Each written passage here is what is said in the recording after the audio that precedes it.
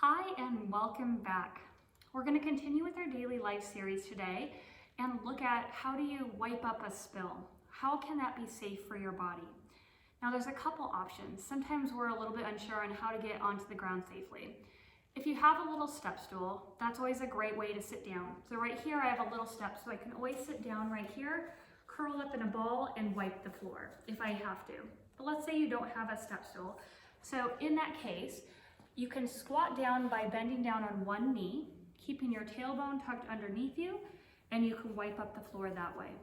You can also try doing it where you squat, tuck your tailbone under you, and get your butt as low as possible and squat like this. Last choice, which I don't really recommend too much because it can be a little bit hard on your knees, is if you go down on your knees. On a hard floor, it doesn't always feel good, so you'll definitely want some padding to go under your knees. But you can wipe like this. Now, why in the world would we want to do that? Is if we are working and we have our back too arched, it creates a lot of strain on our back. If I have my back too flat and rigid, it's going to create a lot of strain. I can already feel the muscles kicking in and generating some pain in this position. So I don't want to stay there too long. I also don't want to just bend over and keep my back flat and try to wipe up like this. I really want to try to get my butt dropped down as much as possible. Now, if you have knee pain and you can't get into a bend this far, then that's when I recommend sit in a chair or something that allows you to sit and then bend and reach like that. Or sit on a step stool or some type of little ledge or something that allows you to get down. If all else fails, you could drop your paper towel and use your foot to wipe up.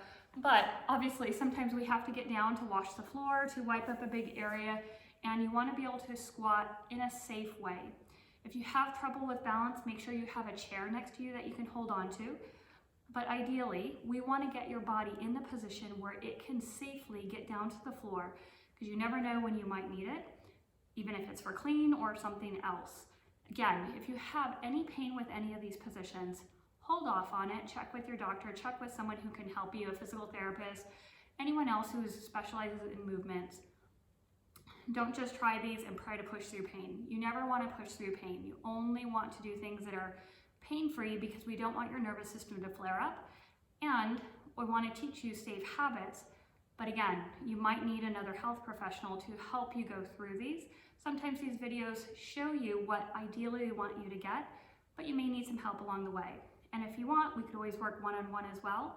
Just send me an email, amy@paberinstitute.com. I'd love to help you. Take care and have a great week. Bye.